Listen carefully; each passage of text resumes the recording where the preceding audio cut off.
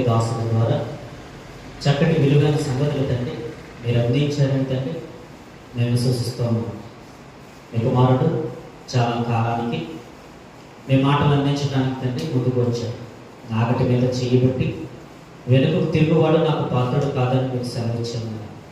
ఇవ్వతండి తన యొక్క విశ్వాస జీవితంలో తండ్రి ముందుకు వెళుతూ తండ్రి అనేకులను తండ్రి మరి రక్షించడానికి తన కుటుంబం కూడా తండ్రి నిలబడటానికి మీ కృప చూపించండి. ఇంకనూ నిలబడి మాట్లాడుతున్నటువంటి మీ దాసులు బాబును కూడా తండ్రి జ్ఞాపకం చేసుకోండి, వారి కుటుంబాన్ని కూడా తండ్రి జ్ఞాపకం చేసుకోండి. ఇవ్వతండి మరి మీ దాసుడిగా తండ్రి నేను నిలబడి ఉన్నాను. ఇవ్వతండి శ్రేష్టమైన విలువైనటువంటి మీ మాటలు మా కుటుంబాన్ని కట్టుకోవడానికైనా మా సంఘాన్ని మా వ్యక్తిగత జీవితాన్ని కట్టుకోవడానికి మేము మాటలు తండ్రి ఎంతో ఉపయోగకరం. అటువంటి మాటలు ఉంటున్నాం మేము శ్రద్ధగా వినతండి నేర్చుకుని మా జీవితాల్లో పాటించడానికి కృప చూపించండి. యేసుక్రీస్తు వారికి దేవుడిచిన తండ్రి ఆమె. క్రీస్తునందు ప్రతి ఒక్కరికి కూడా మరొకసారి నా యొక్క శుభవందనాలు అక్కడికి తెలియజేస్తూ ఉన్నాను. గతించిన వారంలో ప్రసంగి గ్రంథం మీద కొన్ని విషయాలను వివరించుకోవడం జరిగింది. ఏ విషయాన్ని వివరించుకున్నాం? వ్యర్థము సమస్తము వ్యర్థము అన్నటువంటి విషయాలని మనం వివరించుకున్నాం. తదుపరిగా ఏం ఆలోచించుకున్నాం? ప్రతిదానికి సమయం కలదు. మన జీవితంలో జరిగేటువంటి మేలు కీడులు ఏవైతే ఉన్నాయో ఆ మేలు కీడులన్నీ కూడా ఎవరి ఆధీనంలో ఉన్నాయి? దేవుడి ఆధీనంలో ఉన్నాయని చాలా విషయాలు అక్కడ మనం ప్రస్తావించడం జరిగింది. వీలైతే ఒక నోట్స్ పెట్టుకుంటే చదవచ్చిన వారు రాసుకునే ప్రయత్నం చేయండి. ఎందుకంటే పుస్తకం మీద కాబట్టి తర్వాత ఎగ్జామ్ జరుగుతుంది కాబట్టి ఎగ్జామ్లో రాయడానికి మీకు అందరికి అవకాశం ఉంటుంది కాబట్టి చదవచ్చిన వారు కూడా రాసుకునే ప్రయత్నం చేయండి. అయితే ఈరోజు కూడా చాలా విలువైన సందర్భాన్ని మనం చర్చించుకోబోతున్నాం. దయచేసి ప్రతి ఒక్కరు కూడా మీ చెవులు మాత్రం బాగా పనిచేయాలి. ఏం పని చేయాలి? చెవులు మాత్రం బాగా పనిచేయాలి. ఎందుకే అంటారు కదా ఆయన, చెవి గలవాడు. మీకు ఎంతమందికి చెవులు ఉన్నాయని చేతేస్తండి. చెవులు నాకు కూడా ఉన్నాయి. చెవులు ఎంతమందికి ఉన్నాయి? అందరికీ ఉన్నాయి కదా. శివుడు ఎంతమందికి ఉన్నాయి? శివుడు చెవులు వేరు, శివుడు వేరు. చెవులు ఉంటాయి, శివుడు వారికి ఏముంటుందో అవి పనిచేయదు. కనుక చెవులు జాగ్రత్తగా, చెవు గలవాడు వినడుగా. చూద్దాం. ప్రసంగి గ్రంథంలో ఒక చక్కటి శ్రేష్టమైన సంగతిని దేవుడు మనతో మాట్లాడుతూ ఉన్నాడు. ఒకసారి మనం చూద్దాం. ప్రసంగి గ్రంథం 4వ అధ్యాయము 7వ వచనం నుండి ఒకసారి మనం చూద్దాం. వ్యర్థమైనది కనబడేను అన్నాడు. 9వ వచనం, ఇతని కష్టము చేత ఉభయులకు మంచి ఫలము కలుగు గనుక ఒంటిగానే ఉండుట కంటే ఇద్దరు కూడి ఉండుట మేలు. వారు పడిపోయినను ఒకడు తన తోడి వారిని లేవనెత్తు. అయితే ఒంటరిగాడు పడిపోయిన ఎడల వారికి శ్రమయే కలుగును. వారిని లేవనెత్తువాడు లేకపోవును. ఇద్దరు కలిసి పట్టుకుని ఎడల వానికి వెట్టగలుగును. ఒంటరిగానికి వెట్ట ఎలాగూ పుట్టును? ఒకని ఎగునొకని మీద పడిన ఎడల ఇద్దరు కూడి వారిని ఎదిరింపగలరు. 3 పేటల తాడు త్వరగా తెగిపోదు కదా. ఇక్కడ దేవుడు చాలా విలువైనటువంటి సంగతిని దేవుడు మాట్లాడుతున్నాడు. చాలా విలువైనది. ఈరోజు మన అందరికీ కూడా చాలా అవసరమైంది. ఇక్కడ మాట్లాడుతూ అంటున్నాడు, ఇద్దరు వ్యక్తుల గురించి మాట్లాడుతున్నాడు, తోడు గురించి మాట్లాడుతున్నాడు. అంటే ఒక వ్యక్తికి ఇంకొక వ్యక్తి అవసరం ఉంది. ఒక వ్యక్తికి ఇంకొక వ్యక్తి తోడు అవసరం. ప్రారంభంలో దేవుడు మాట్లాడుతూ నరుడు ఒంటరిగా ఉండుట మంచిది కాదు. ఈరోజు మనలో మనకి చాలా మందికి బంధాల విలువ ఎంతవరకు అర్థమవుతుందో లేదో నాకైతే తెలియదు. కానీ ఈరోజు చాలా మందికి బయట సమాజంలో ఎలాంటి పరిస్థితులు ఉన్నాయనంటే అమ్మ విలువేంటో తెలియదు, నాన్న విలువేంటో తెలియదు, భర్త విలువేంటో తెలియదు, భార్య విలువేంటో తెలియదు, కొడుకు కూతురు. ఈ బంధాలు దేవుడు ఎందుకు ఇచ్చాడు అన్నది ఎప్పుడైనా మనం ఆలోచించామా? నరుడు ఒంటరిగా ఉండటం మంచిది కాదు. ఆదాముకి దేవుడు సాటి అయినటువంటి సహాయాన్ని చేశాడు. ఆదాము వాళ్ళకి తోడుగా ఇంకొక ఇద్దరిని ఇచ్చాడు. ఎవరో? కయ్యను, హేబెలు. మళ్ళా తర్వాత సంతానం రావటం ఇవన్నీ మనం చూస్తాం. ఎప్పుడైనా మీరు ఆలోచించారో లేదో, ఈ బంధాలు ఏవైతే ఉన్నాయో భార్య, భర్త, తల్లి, తండ్రి, పిల్లలు, అమ్మ, నాన్న, వెంటనే రాసేవారు మీరు ఏం మాట్లాడుకుంటున్నారు? ఎదగొచ్చు ముగ్గురు, ఎదగొచ్చు.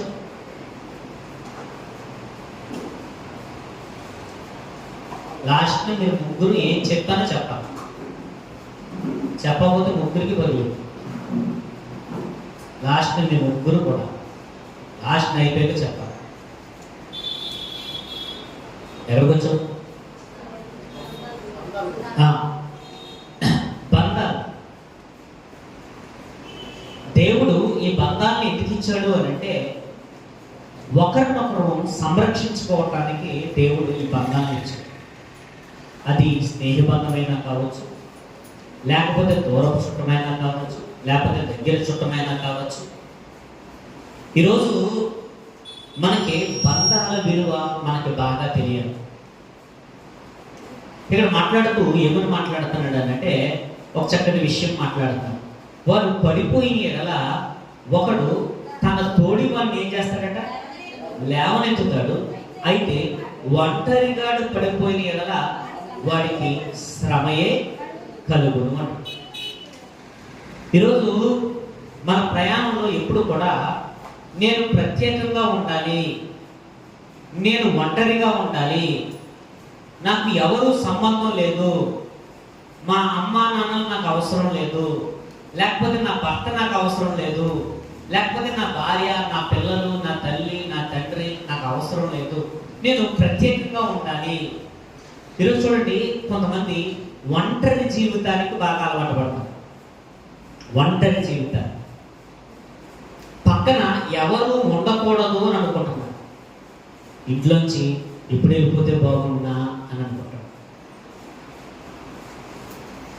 వాళ్ళు కుటుంబ సభ్యులతో ఉండడానికి ఇష్టపడరు, స్నేహితులతో ఉండడానికి ఇష్టపడరు. కొంతమంది ఒంటరి జీవితానికి అలవాటు పడే రోజుల్ని మనం చూస్తాం. అందుకనే దయచేసి ఎప్పుడు కూడా మనం ఒంటరిగా ఉండకూడదు, ఒంటరిగా ఎట్టి పరిస్థితుల్లో ఉండకూడదు. మనం ఎప్పుడు కూడా ఎవరొక వ్యక్తి దగ్గర మనం ఉంటూ ఉండాలి. కొంతమంది చూడండి ఏం చేస్తా ఉంటారంటే రహస్యంగా ఎక్కడికో ఒంటరిగా వెళ్ళిపోతాం. ఒంటరిగా వెళ్ళిపోతున్నాం అని అంటే అర్థం ఏంటి? చేయకూడని పనేదో చేస్తాం. ఎవరూ లేకుండా ఎక్కడికో వెళ్ళి మాట్లాడతాం. ఇంట్లో లేని వాళ్ళు, ఇంట్లో ఉన్న వాళ్ళు లేనప్పుడు ఒంటరిగా తలుపులు వేసుకుని మాట్లాడతాం. ఇంట్లో తలుపులు వేసుకుని ఒంటరిగా మొబైల్ చూస్తూ ఒంటరిగా ఒంటరిగా ఒంటరిగా ఏదేదో చేస్తాం. కానీ దేవుడు చెప్తున్నాడు, నరుడు ఒంటరిగా ఉండడం మంచిది కాదు. ఒకవేళ ఎవరూ లేదా బైబిల్ చదువుకో.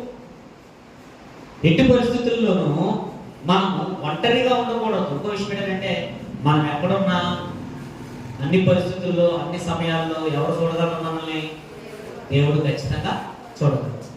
ఇక్కడ ఒక విలువైన విషయాన్ని మాట్లాడుతూ నరుడు ఎలా ఉండకూడదట? ఒంటరిగా ఉండకూడదట. ఒకవేళ ఒంటరిగా ఉంటే ఏం జరుగుతుంది అంటే చాలా నష్టం జరుగుతుంది.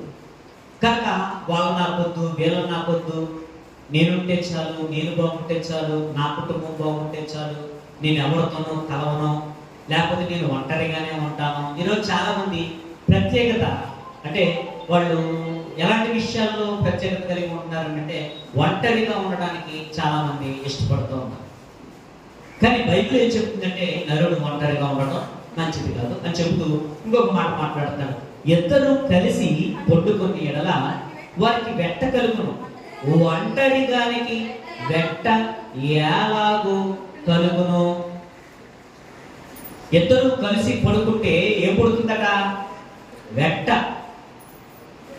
చూడండి, చలికాలం వస్తుంది. చలికాలంలో పిల్లలకి బాగా విపరీతమైన చలేస్తుంది. చిన్నపిల్లలకి బాగా విపరీతమైన చలేస్తుంది. ఆ చలిలో తల్లి బిడ్డని పట్టుకుని ఏం చేస్తుంది?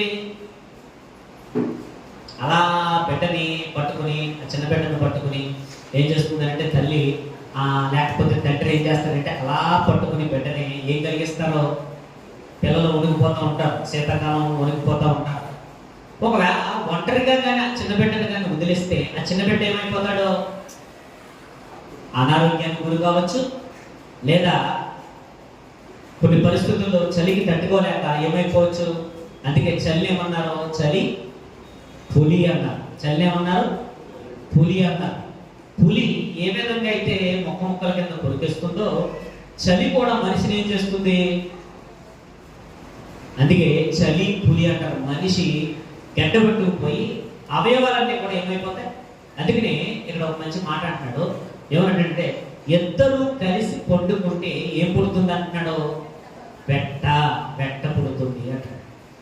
చూడండి, ఎందుకని ప్రసంగి గారు ఇలాంటి విషయం రాయించాడు అని అంటే ఒక చక్కటి మాట మనకి రాజుల మొదటి గ్రంథంలో కూడా మనకి కనబడుతుంది. ఒకసారి మనం చూద్దాం. రాజుల మొదటి గ్రంథము 1వ అధ్యాయము 1వ వచనం చూద్దాం ఒకసారి. రాజుల మొదటి గ్రంథము 1వ అధ్యాయము 1వ వచనం. రాజైన దావీదు బహువృద్ధుడు కాగా సేవకులు అతనికి ఎన్ని బట్టలు కప్పినను అతనికి వెట్ట కలుగుగా ఉండేది. కాబట్టి వారు, మా ఏలినవాడ రాజులకు నీ వరకు ఒక చిన్నదాన్ని వెతుకుని మంచిది, ఆమె రాజైన నీ సముఖము నుండి నిన్ను ఆదరించి వెట్ట కలుగుటకు నీ కౌకిటిలో పండుగలని చెప్పి. అప్పుడు శాస్త్ర పరిజ్ఞానము లేకపోతే సైన్స్ అన్నది అప్పుడు ఉనికిలోకి లేదు. వాళ్ళు ఉన్నటువంటి నాటు వైద్యం ఏదైతే ఉందో ఆ నాటు వైద్యాన్ని మనుషులను బ్రతికించడానికి వాళ్ళు వాడేవారు. మొక్కల్లో నుండి కానీ లేకపోతే ఫలాల్లో నుండి కానీ ఆకుల నుండి కానీ కొన్ని వాటిని వాడుకుని వారు నాటు వైద్యం చేసేవారు. వాళ్ళకున్న పరిధిలో వారుకున్న జ్ఞానంలో మనిషికి ఏం చేసేవారు అంటే ఆ చలి పోవడానికి. ఎందుకంటే చలి చాలా భయంకరమైంది. నేను అంటే నా అనుభవంలో చెప్తున్నాను. మా నాన్నగారికి అనారోగ్యం వచ్చినప్పుడు ఒకసారి హాస్పిటల్కి తీసుకెళ్ళినప్పుడు ఆవిడకి విపరీతమైనటువంటి చలి వచ్చింది.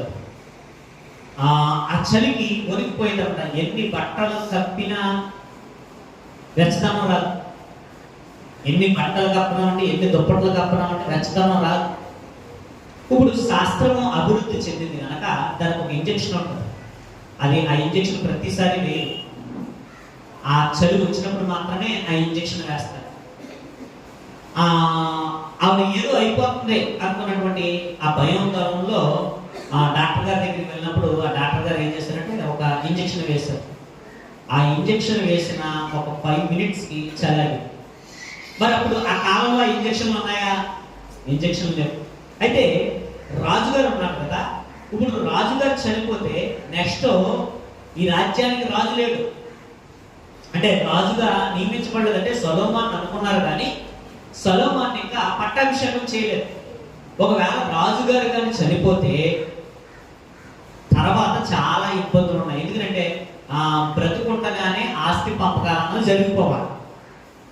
చచ్చిపోయిన తర్వాత ఏం చేస్తారో కొట్టుకుని చేస్తారు. అదే చిన్నోడ నీకు ఇది, లేకపోతే పెద్దోడ నీకు ఇది అని వాళ్ళు వృద్ధాప్యంలో ఉన్నప్పుడే చెప్పేయాలి.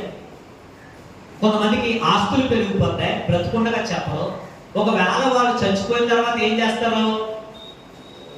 అందుకనే బ్రతికుండగానే ఒకవేళ ఆస్తిపాస్తులు ఆస్తి వ్యవహారాలు ఏవైతే ఉన్నాయో ఆ ఆస్తిపాస్తుల్ని ఆస్తి వ్యవహారాలని, డబ్బులు లేకపోతే ఇబ్బంది ఏం లేదులే, కానీ ఆస్తి ఎక్కువ ఉంటే ఏం చేసుకోవాలి? మరి అది రాజుల కాలం. రాజు హోదా ఒకరికే దక్కుతుంది, అందరికీ దక్కేది కాదు. దావీదు గారికి చాలా మంది సంతానం ఉన్నారు. అయితే తర్వాత అందులో ఒకడు అదోనియా అన్నవాడు గర్వించాడు, నేను రాజును అవ్వాలంటే అతను ప్రయత్నాలను ప్రారంభించాడు. ఒకవేళ ఈయన చచ్చిపోతే పరిస్థితి ఏంటి అని అనుకుని ఏం చేశారంటే ఒక చిన్న దాన్ని వెతికారట. వాడి పేరు అభిషేక్. ఇప్పుడు ఈ అభిషేకుని తెచ్చి ఏం చేశారంటే ఆ శరీరానికి ఏం పుట్టాలట? వెట్ట పుట్టాలి. ఇప్పుడు ఆ వెట్ట పుట్టడానికి ఎప్పుడైతే ఆ చిన్నదాన్ని తీసుకుని వచ్చారో ఆ చిన్నది ఉండడం వల్ల ఆ శరీరానికి ఏమొచ్చింది అంటే ఆ వేడి వలన మనుషులు బ్రతుకుతారా అంటే వేడి వలన ఏం జరుగుతుంది? మనుషులు ఏమవుతారు? బ్రతుకుతారు. అందుకనే సొలొమోను గారు జరిగిపోయినటువంటి తన తండ్రి గారి విషయంలో జరిగిపోయినటువంటి సందర్భాన్ని గుర్తు చేస్తూ ఇద్దరు కలిసి పడుకుంటే ఏమవుతుంది? శరీరాలకి వెట్ట కలుగుతుంది. చూడండి, చిన్నపిల్లలు చూడండి, బాగా చలికాలం విపరీతమైన చలి వేస్తుంది, బాగా చిన్న బిడ్డలు ఉంటారు. ఆ చిన్న బిడ్డల్ని ఏం చేస్తాం మనం? వాళ్ళకు దుప్పటి కప్పి తల్లి ఒడిలో పెట్టుకుని ఏం చేస్తుంది? తల్లి తన బిడ్డను ఎలాగైతే ఎత్తుకుంటుందో ఆ వృద్ధాప్యంలో ఉన్నటువంటి ఒక బిడ్డ అనుకోవాలి. తల్లి కాని తల్లి, భార్య కాని భార్య అయిపోయింది. ఎవరో? అభిషేక్. ఆ అభిషేక్ మంచి గుణం కలిగిన అమ్మాయి కనుక ఆవిడ ఏం చేస్తుందంటే ఆ వృద్ధాప్యంలో ఉన్న అతనికి ట్రీట్మెంట్, ఎందుకంటే రాజుగారు కదా, ఆ రాజుగారికి ట్రీట్మెంట్ ఎలా జరిగిస్తున్నారంటే వెట్ట కలగాలి. వెట్ట కలగకపోతే ఏం జరుగుతుంది? రాజుగారు ఏమైపోతాడు? చనిపోతాడు. అంటే ఇక్కడ మనకి ఏమర్థమవుతుందంటే ఈరోజు నరుడు ఒంటరిగా ఉండడం మంచిది కాదు. నరుడు ఎలా ఉండకూడదు? ఒంటరిగా ఉండకూడదు. భార్య ఒంటరిగా ఉండకూడదు. భర్త ఒంటరిగా ఉండకూడదు. పిల్లల్ని ఒంటరిగా వదలకూడదు. బంధువులు, స్నేహితులు నాకు సంబంధం లేదు, నేను ఒంటరి వాడిని అనుకోకూడదు. ఎందుకు అనుకోకూడదు అంటే ఈరోజు నాకు వాళ్ళ అవసరం లేదని అనుకోకూడదు. ఈరోజు మనిషి ఏమనుకుంటున్నాడంటే నాకు ఎవరు అవసరం లేదు, నాకు ఎవరు అక్కర్లేదు, నేను బాగున్నాను కదా, నాకు ఎవరు అవసరం లేదు అనుకుని ఏం చేస్తాడంటే మనిషి ఇంకో మనిషిని ఏం చేస్తున్నాడో పక్కన పెట్టేసేసి తను స్వార్థంగా ఆలోచించుకుంటూ ముందుకు వెళ్ళిపోతున్నాడు. అయితే ఈ ప్రసంగి గ్రంథం ద్వారా మనకి అర్థమయ్యే విషయం ఏంటంటే ఇంకొక మంచి మాట మాట్లాడుతున్నాడు. మళ్ళా ప్రసంగి గ్రంథానికి వచ్చేది ఒకసారి. ప్రసంగి గ్రంథం 4వ అధ్యాయం మళ్ళా 9వ వచనం చదవండి ఒకసారి. ఇద్దరు కష్టము చేత ఉభయులకు మంచి ఫలము కలుగును కనుక ఒంటిగాడై ఉండుట కంటే ఇద్దరు కూడి ఉండుట మేలు. ఇద్దరు కష్టపడి పని చేస్తే ఫలితం ఎలా ఉంటుందట? ఇద్దరు కష్టపడి పని చేస్తే ఎలా ఉంటుంది? ఫలితం అద్భుతంగా ఉంటుంది. ఈరోజు చూడండి, మనలో వాళ్ళు కూడా చాలా మంది ఎలా ఉంటారో, ఈరోజు ఒకవేళ మరి బాధపడతారో లేదో నాకేం తెలియదు కానీ ఈరోజు ఆడవాళ్ళకి చాలా మందికి పనులు ఉన్నాయి. ఇప్పుడు పనులకు వెళ్తున్నారు, సీజన్ మొదలైంది. కొంతమంది మొగళ్ళు ఏమనుకుంటారంటే మా ఆవిడ వెళ్ళి తెస్తుంది కదా, నేను వెళ్ళాల్సిన అవసరం ఏంటనుకుంటే దునబొద్దులో పడుకునే కూడా ఉంటాడు. అంటే మీ ఆవిడ కష్టపడితే నువ్వు తింటావా?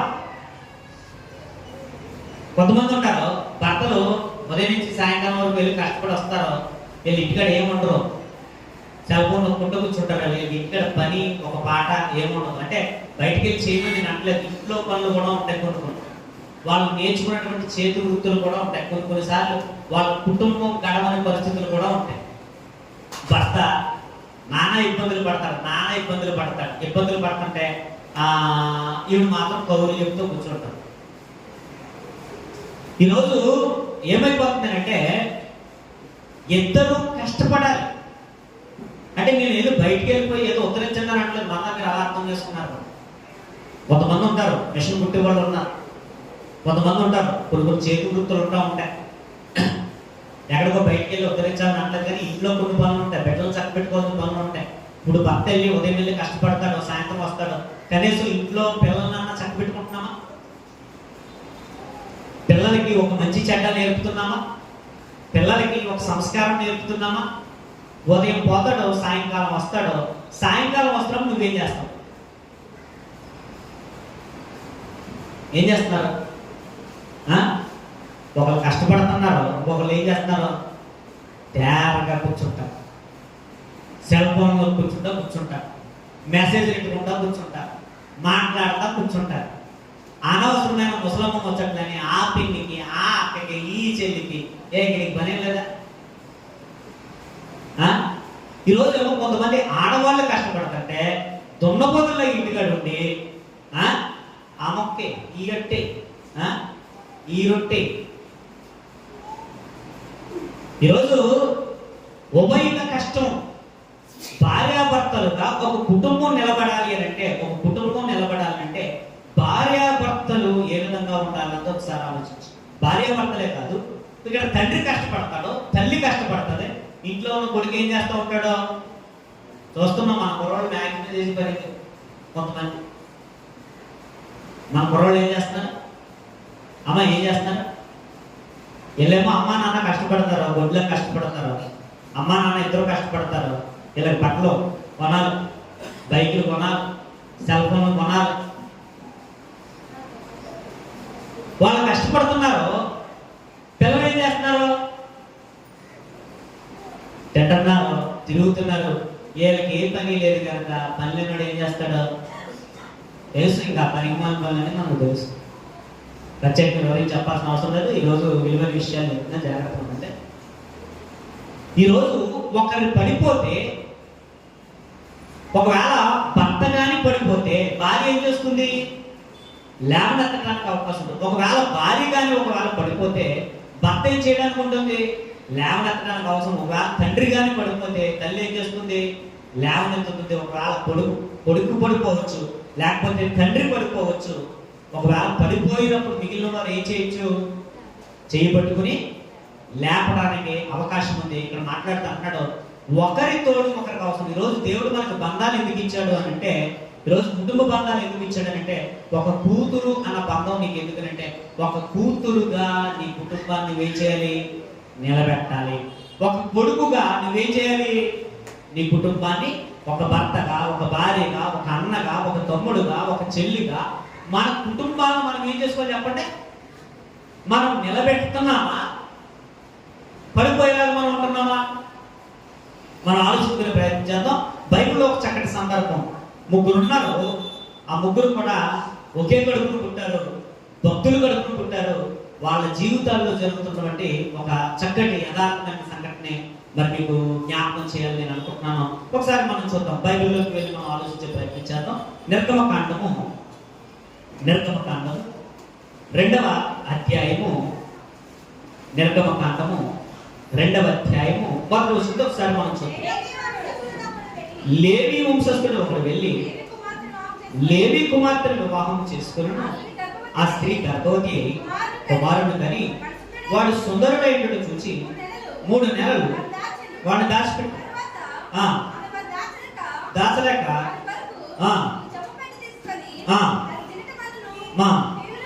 కీలును పోసి పెట్టి ఏటి ఒడ్డున జమ్ములో దాన్ని ఉంచగా వానికి ఏం సంభవించినో తెలుసుకున్నటకు వాని అక్క దూరముగా ఏం చేసిందట, నిలిచి ఉంది. ఇక్కడ ఒక కుటుంబం కనబడుతుంది. కుటుంబంలో 4 ఉన్నారు. లేవి వంశస్థుడు ఒక లేవి అమ్మాయిని వెళ్ళి వివాహం చేసుకున్నప్పుడు ఇక్కడ పిల్లలు మనకు కనబడుతున్నారు. మిరియం మనకు కనబడుతుంది, మోషే గారు మనకు కనబడుతున్నారు. పసిబాలుడుగా ఉన్నాడు ఎవరో, మోషే. ఒక చిన్న వయసు, చిన్న ప్రాయం కలిగినటువంటి అమ్మాయి మనకు కనబడుతుంది. ఎవరావిడ, మిరియం గారు కనబడుతూ ఉన్నారు. ఆ చిన్న వయసులో, ఆ చిన్న ప్రాయంలో ఆ పాప, చిన్న పాప ఎంత మెచ్యూరిటీగా తను ఆలోచిస్తుందంటే, తన తమ్ముడు గురించి ఆలోచిస్తుందంటే, ఈరోజు మనందరికీ కూడా సిగ్గుచేటుకరమైనటువంటి విషయం. ఎందుకంటే ఈరోజు మనకి చాలా వయసు వచ్చింది, చాలా పెద్దవారు మనం. ఈరోజు తోడబుట్టినటువంటి బంధాలకు విలువ ఉందా అని అంటే, ఈరోజు ఒకసారి ఈ బంధాలను బట్టి మనం ఆలోచించాం. ఈరోజు ఒకే కడుపును పుట్టిన వారు కూడా ఒకరినొకరు పట్టించుకోవడం లేదు. నేను బాగున్నాను కదా అని తమ్ముడు అనుకుంటాడు, నేను బాగున్నాను కదా అని అక్క అనుకుంటుంది, నేను బాగున్నాను కదా అని చెల్లి అనుకుంటుంది, నేను బాగున్నాను కదా అని తమ్ముడు అనుకుంటున్నాం. ఈ బంధాలు ఎవరైతే ఉన్నారో, ఈ బంధాలన్నింటినీ కూడా, ఈరోజు జరుగుతున్నటువంటి బంధాలన్నీ కూడా ఆలోచించాలి. ఎవరిని బట్టారంటే మిరియాము గారిని బట్టి, అదేవిధంగా మోషే గారు. ఆ చిన్న ప్రాయం కలిగినటువంటి అమ్మాయి తమ్ముడు, ఆ సుందరమైనటువంటి తమ్ముడు ఎలా ఉన్నాడు? ప్రాణాపాయ పరిస్థితుల్లో ఉన్నాడు. రాజుగారు ఆర్డర్ వేశాడు. ఏమని ఆర్డర్ వేశాడు? ఏ మగ పిల్లవాడు కూడా ఏం చేయకూడదు, ఎట్టి పరిస్థితుల్లోనూ బ్రతికి ఉండడానికి అవకాశం లేదు, మగ పిల్లలందరినీ చంపేమన్నాడు. ఆ బిడ్డను కాపాడుకోవటానికి తల్లి పడుతున్నటువంటి ప్రయాస, ఆ తల్లికి ఉన్నటువంటి మనసు ఎవరికి ఉందే? పాపను. చిన్న పాప, వయసు చాలా తక్కువ వయసున్న ఆమె ఎవరి గురించి ఆలోచిస్తుందంటే తన బుల్లి తమ్ముడు గురించి తను ఆలోచిస్తుంది. తన బుల్లి తమ్ముడు గురించి ఆలోచిస్తుంది. నా తమ్ముడికి ఏమైపోతుందో, నా తమ్ముడికి ఏమైపోతుందో, నా తమ్ముడికి ఏమైపోతుందో. మీరు చూడండి, చిన్నపిల్లలు చాలా బాగుంటారు. ఎంత బాగుంటారంటే, మీ తమ్ముడు తీసుకోనా అని అన్నారు అనుకోండి, ఏమంటారు? వద్దు, ఏమన్నా నేనేమన్నా మా తమ్ముడు అంట. పెద్ద ఎదిగిన తర్వాత ఎవడను నువ్వెవడో నేనెవడు. ఒకప్పుడు చిన్నప్పుడు ఉన్నటువంటి మనసు ఎదిగిన తర్వాత ఏమైపోతుంది? ఒకే గర్భాన పుట్టలేదా? ఒక తల్లి కడుపు నుంచి రాలేదా? ఒకే తల్లి కడుపు నుంచి వచ్చాం కదా మనం. ఒకే తల్లి రక్తాన్ని పంచుకుని వచ్చాం కదా. అన్న మీద మమకారం లేదు కదా, తమ్ముడి మీద మమకారం లేదు కదా, అక్క మీద మమకారం లేదు కదా. దేవుడు ఈ బంధాల ద్వారా ఏం మాట్లాడుతున్నాడు?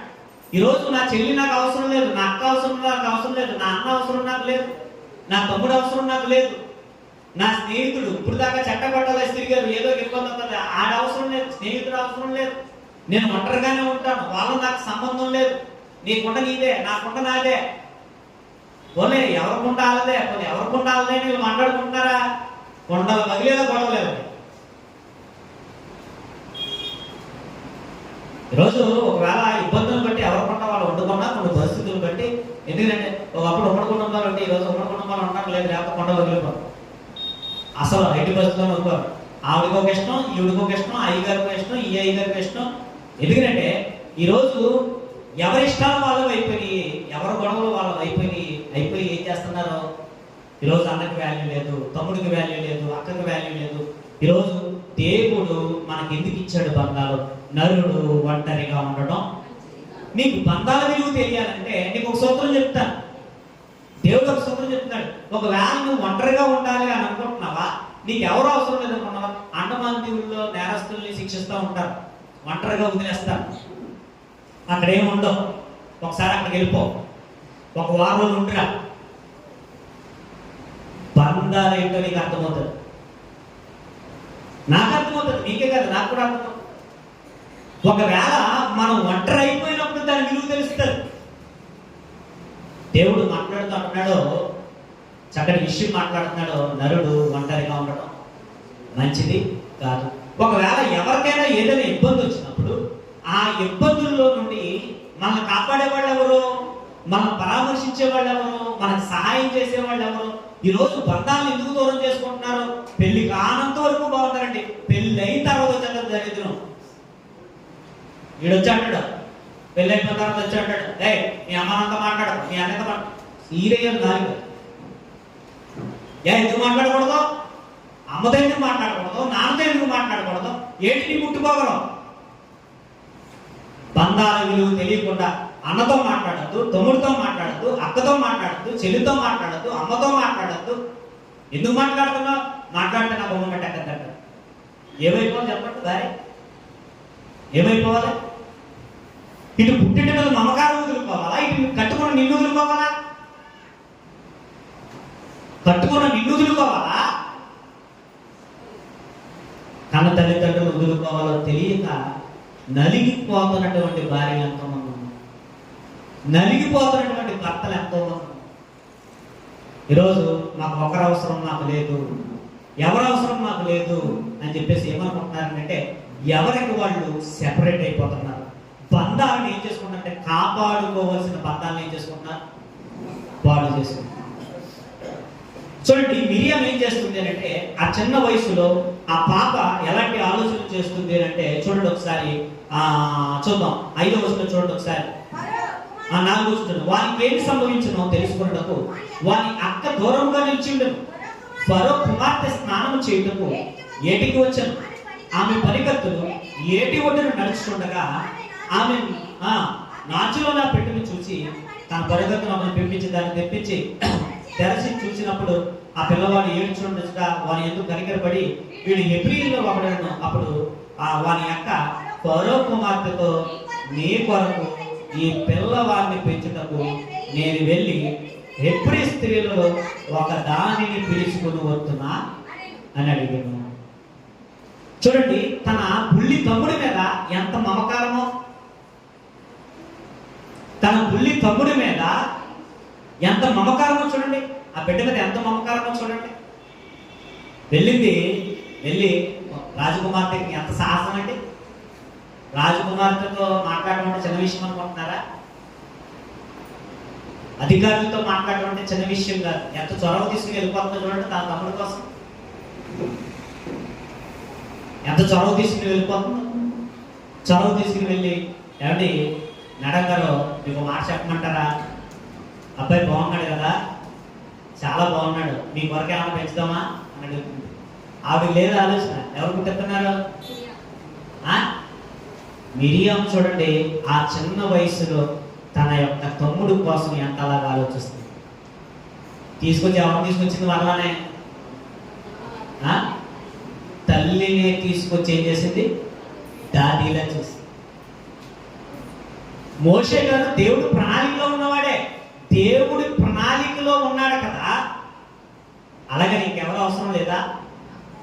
ఈరోజు చాలా మంది మాట్లాడతారు, ఆ దేవుడు చల్లగా చూస్తే చాలండి, నా బతుకు నాదే, నేనేం చల్లగా చూడదేమో. ఎందుకంటే నరుడు ఒంటరిగా ఉండడం మంచిది కాదని నీకు కొన్ని బంధాలను ఇచ్చాడు, నాకు కొన్ని బంధాలను ఇచ్చాడు.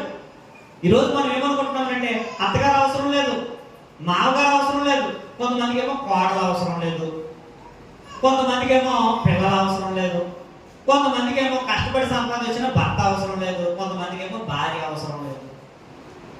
ఈరోజు దేవుడు బంధాన్ని ఎందుకు ఇచ్చాడు? బంధం విలువ తెలుస్తుందా? బంధాల మీద మనం ఏమన్నా ఆలోచన కలిగి ఉన్నామా? దేవుడు ఎందుకు ఇచ్చాడని మనం ఆలోచన కలిగి ఉన్నాం? పిల్లలు లేని మనకి దేవుడు పిల్లల్ని ఎందుకు ఇస్తున్నాడు అని మనం ఆలోచించాం. చూడండి, ప్రసంగి గారు మాట్లాడుతూ అంటున్నాడు, ఒకవేళ ఒకడు దాని పడిపోతే ఇంకొకటి ఏం చేస్తాడట? వాడిని ఏం చేస్తాడు? లేవనెత్తాడు. ఇక్కడ మోషే గారి విషయంలో ఎవరు సహకారం అందిస్తున్నారు?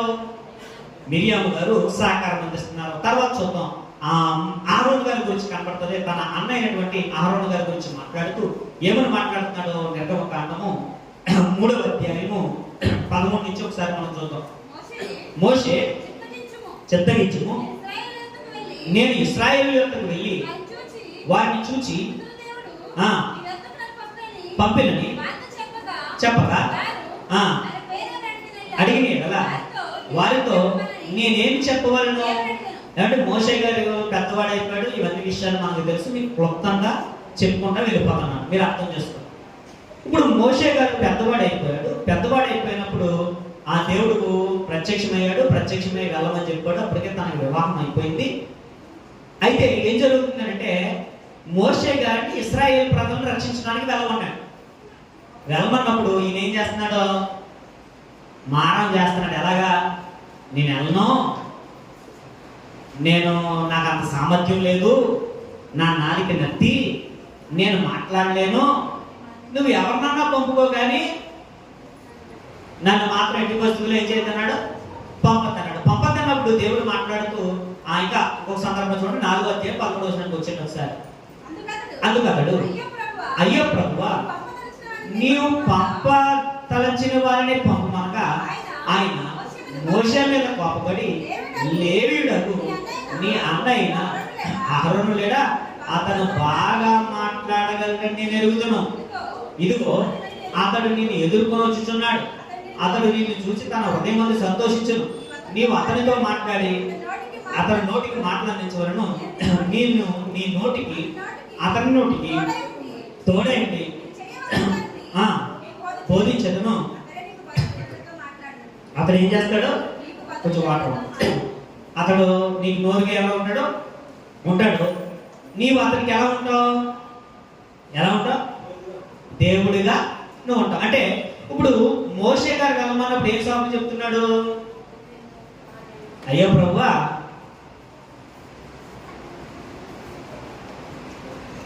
నువ్వు ఎవరినైతే పంపాలనుకున్నావో వాళ్ళని ఏం చేస్తావు? పంపు అన్నప్పుడు దేవుడు మాట్లాడుతూ అన్నాడు, ఇదిగో నీ అన్నయ్య అహరోను ఉన్నాడు, అతను నీకంటే బాగా మాట్లాడతాడని నాకు తెలుసు. ఇదిగో నీ నోటికి అతని నోటికి తోడై ఉంటాను. ఇదిగో అతడు నీకు సహకారిగా ఉంటాడు. అంటే మోషే గారికి తోడుగా ఎవరు వస్తున్నారు? ఇప్పుడు మోషే గారి దేవుడి చేత నియమించబడ్డాడు కదా, ఎవరు అవసరం లేదా మోషే గారికి? మీకు అర్థమవుతుందా చెప్పే విషయాలు? మోషే గారు దేవుడి చేత నియమించబడిన వ్యక్తే, కానీ మోషే గారికి ఇంకెవరు అవసరం లేదా? అవసరం ఉందా లేదా? అవసరం ఉంది కదా. ఏ అవసరం ఉంది ఇప్పుడు ఆయనకి? ట్రాన్స్లేటర్ కావాలి. ఇద్దరిది ఒకటే భాష, ఇద్దరికి ఆ భాష వచ్చు, ఐగుప్తీలకు సంబంధించిన భాష తెలుసు. కానీ ఇతను ఏమని మాట్లాడుతున్నాడంటే, నాకు నోటి మాన్యం ఉంటే నేను సరిగా మాట్లాడలేను అని అంటాడు. అంటే అతను మాట్లాడగలడు. 40 సంవత్సరాలు గొర్రెలు మేపి ఏమైపోయాడైనా? గొర్రెలు మేపడానికి ఏ భాష ఉంటుందమ్మా? వాళ్ళ వెరైటీ మన మధ్యలో చూసేటనుకుంటున్నాను. వాళ్ళు రకరకాల విజిల్స్ చేస్తున్నారు, అన్నారు. అంటే అది అలా పక్క తప్పుకుంటుంది. వీళ్ళ పలికితేనే మనం తప్పుకోదు. అదేదో యజమాని వచ్చి చిన్న సైకి చేస్తుంటే పక్కకు కొత్త కర్ర వచ్చి వస్తుంటే మన ఆరం కొట్టిన తప్పుకోవట్లేదు. ఇప్పుడు ఆ గొర్రెలతో పాటు 40 సంవత్సరాలు ఉంటూ తనకి ఏం అలవాటు అయిపోయింది? 40 సంవత్సరాలు మర్చిపోయాడండి. నిజంగా మర్చిపోతామంటారా? మర్చిపోమంటారు. నిజంగా మర్చిపోతామండి. నేను హిందీ చాలా బాగా అనర్గళంగా చదవగలను. నేను హిందీ అప్పట్లో చదవడం వచ్చు, బాగా చదివాను. చదువుతున్నప్పుడు మధ్యకాలంలో పిల్లలకి పుస్తకాలు కొన్నప్పుడు చదివేద్దామని పుస్తకం తెస్తుంటే ఏం రావడం లేదు. అంటే ఇంగ్లీషు ఆటోమేటిక్గా మనం వాడుతూ ఉంటాం, ఏదో ఒక విషయంలో ఇంగ్లీష్ మనం ఆటోమేటిక్గా మనం వాడుతూ ఉంటాం. హిందీ మనం ఎక్కువగా యూజ్ చేయము. చాలా సంవత్సరాలు అయిపోయేసరికి హిందీ పుస్తకం తెస్తుంటే, అంటే బైబిల్ కొన్నాం, ఇంగ్లీషు హిందీ వాళ్ళు అవి కూడా చదవాలి. హిందీ పుస్తకం చేస్తుంటే అక్షరం గుర్తు రావడం లేదు. ఏంట్రా ఎలా అయిపోయింది అని అనుకున్నాం. అంటే చాలా కాలంగా చాలా సంవత్సరాలు అయిపోతుందా కనీసం తీసి అప్పుడు మళ్ళా సెల్ ఫోన్లోనికి వెళ్ళి ఒకసారి హిందీ బైబిల్ ఆడియో ఓపెన్ చేసి ఒకసారి మళ్ళీ రివీల్ చేయడం మొదలు పెడితే అప్పుడు మళ్ళీ వెంటనే అన్నీ గుర్తుకొచ్చింది. ఒక 2 days టైం పట్టింది కోరుకోవడం. ఆ రోజు 40 సంవత్సరాలు మిద్యాను అరణ్యంలో అలవాటు పడిపోయి ఆ గొర్రెలు మేపుతా తనకు ఉన్నటువంటి ఆ ప్రావీణ్యతను ఏం చేశాడు? తను పోగొట్టుకున్నాడు. ఇప్పుడు పిలుస్తున్నావు ఏంటి ప్రభువా? నేను అప్పుడే వెళ్దాం అనుకున్నాను, అప్పుడు వెళ్దాం అనుకుంటే నువ్వు ఎప్పుడు పిలుస్తున్నావు? అంతా అయిపోయిన పిలుస్తున్నావు, ఎవరు పంపాలనుకుంటే పంపుకో, నాకు సామర్థ్యం లేదు, నాకు శక్తి లేదు అని చెప్పి అంటాడు. ఇప్పుడు ఎప్పుడైనా గుర్తెట్టుకోండి, మనం బలవంతులు అనుకుంటే దేవుడు వాడుకోడు, మన జ్ఞానవంతులు అనుకుంటే దేవుడు వాడుకోడు. ఎప్పుడు వాడుకుంటాడో? మనలో అన్నీ చచ్చిపోయిన తర్వాత, మనకి ఇంకా ఏం చేత కాదు, మన అర్థంలో ఉన్న విషయం మనకు అర్థమైన తర్వాత దేవుడు ఏమంటాడు? రైట్, ఇప్పుడు వెళ్ళంటాడు. ఎందుకని? అప్పుడు కానీ వెళ్ళామనుకోండి ఏమంటాం? నా వల్లే, నేను లేకపోతే, నేను రాకపోతే నేనేమంటాను? సంగలేదంటాను నేను. మీరేమంటారు? మీరు వెళ్ళకపోతే సంగలేదని మీరంటారు. మనలో ఉన్నటువంటి అహం చచ్చిపోవాలి, మనలో ఉన్నటువంటి గర్వం చచ్చిపోవాలి. ఆ గర్వం చచ్చిపోయిన తర్వాత అంటాడు దేవుడు, రైట్ ఇప్పుడు వెళ్తాడు, పిలిచి అంటాడు, ఇప్పుడు వెళ్ళు బాబు, నువ్వు నా కుమారుడు, అప్పుడు వెళ్ళి ఇప్పుడు ఏం చేయంటాడు? సువార్త జరిగించాడు. అప్పుడు అంటాడు, నా వల్ల కాదన్నప్పుడు అప్పుడు అహరోను గారు నిలబడ్డారు. అహరోను గారు ఎవరికి తోడుగా ఉన్నారట అంటే, చిన్నప్పుడేమో మిరియాము గారు ఏం చేస్తున్నారు? కాపాడడానికి కారణమైంది. తర్వాత పరిచర్యలో నిలబడడానికి ఎవరు కారణమవుతున్నారు? అహరోను గారు కారణమవుతారు. ఇంకొక సందర్భం చూద్దాం. ఆ సందర్భంలో ఏం జరుగుతుంది? నిర్గమకాండము 17వ అధ్యాయం. నిర్గమకాండం 17వ అధ్యాయము 8వ వచనం ఒకసారి మనం చూద్దాం. తరువాత అమాలేకీయులు వచ్చి రెఫీదీములో ఇశ్రాయేలుతో యుద్ధం చేయగా మోషే యెహోషువతో మన కొరకు మనుషుల్ని ఏర్పరచుకుని బయలువెళ్ళి అమాలేకీయులతో యుద్ధం చేయము, కొండ శిఖరం మీద నిలిచెదను. యెహోషువ మోషేతో తనతో చెప్పినట్లు అమాలేకీయులతో యుద్ధమాడెను.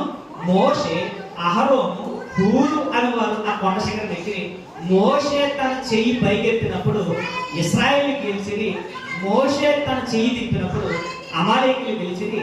మోషే చేతులు బరువెక్కగా వారు ఒక రాయి తీసుకుని వచ్చి అతడు దాని మీద కూర్చుంటుంటే దాన్ని వేసిరి. అహరోను హూరుడు ఒకడు ఈ పక్కన ఒకడు ఆ పక్కన అతని చేతులు ఏం చేశారట? ఎవరిని ఆదుకున్నారట? మోషే గారు చేతులెత్తి ప్రార్థన చేస్తేనే ఎవరు గెలుస్తున్నారు? ఇశ్రాయేలు గెలుస్తున్నారు. ఒకవేళ ఆయన కానీ ప్రార్థన చేయకపోతే వాళ్ళు ఓడిపోతారు. ఇప్పుడు ఆయన చేతులు ఏమైపోతున్నాయట? భక్తి పరుడే, ప్రార్థనా పరుడే, కానీ ఎవరు సహాయం కోరుకున్నాడు? ఈరోజు మనకు ఎవరు సహాయం అవసరం లేదు. మనకు ఎవరు సహాయం అవసరం లేదు కదా, మనకు ఎవరు అక్కర్లేదు కదా, మనం భక్తులం అయిపోయాం కదా, మా కోసం ప్రార్థన చేయండి అని అంటారా? సేవకుడైనా పాస్టర్ గారు ఏమన్నాలే, మా గురించి ఏం చేయండి, ప్రార్థన చేయండి. ఈరోజు విశ్వాసులకి ప్రార్థన చేసుకుని ముందుకు వెళ్ళడం లేదు.